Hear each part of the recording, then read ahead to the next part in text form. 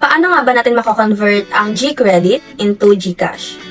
Don't skip at tapusin ang video na to. Hi guys! This is Mika. Pag-usapan naman natin ngayon kung paano ma-convert ang G-Credit into GCash.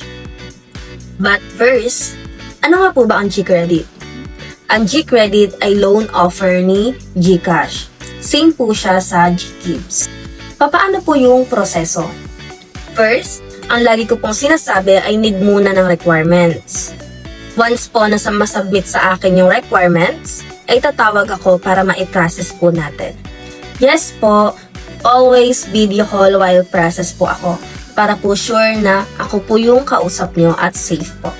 And once na tumawag po ako, ay doon ko po kayo i-guide. Unang step po ay bibigyan ko po kayo ng reference na gagamitin po natin para po ma-cash out yung G-Credit offer nyo. After pong makopy yung reference na ibinigay ko, click mo lang po yung GCash, open mo, then punta ka po sa my bills, search mo po doon Dragon Pay. Then click mo lang po yon, may lalabas po doon na type yung mga details, amount, reference, and yung email na ibibigay ko sa'yo. After po ma-input lahat ng mga details, click mo lang po yung next, wag nang i-check yung box. Then piliin mo lang po yung G-Credit option sa may gilid. Then click mo po yung confirm sa taas or sa baba. Magkakaiba kasi minsan depende sa account. After po ma-confirm, dun po lalabas yung resibo. Then screenshot nyo po yun kasi po yun yung importante para mapakita at masend sa akin. By the way guys, ang G-Credit po ay 1 month to pay lang. Hindi po siya monthly.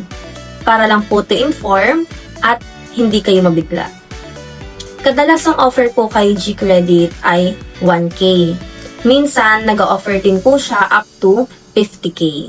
Once po na successful po ang transaction natin sa G-Credit, ay 5 to 10 minutes po ang payment. Ganoon lang po kasimple ang pag-process ng G-Credit. Pero minsan, asahan po na mapili din po ang G-Credit. Hindi po lahat successful. Kapag po ayaw pong gumana ng G-Credit nyo kahit may offer, meaning nakablock po yun sa GCash. Kapag po ganon, ay hindi po natin pwedeng gamitin si G-Credit offer nyo. If may katulad po kayong concern about sa pag-convert ng G-Credit into GCash, ay direct message nyo lang po ako, Micaela Gonzaga, yung naka-meta verified. Ayan, check nyo lang po dun yung Facebook ko.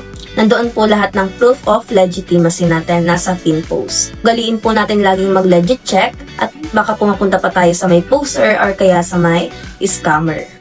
Always do video call while process para safe. Thanks and happy trading!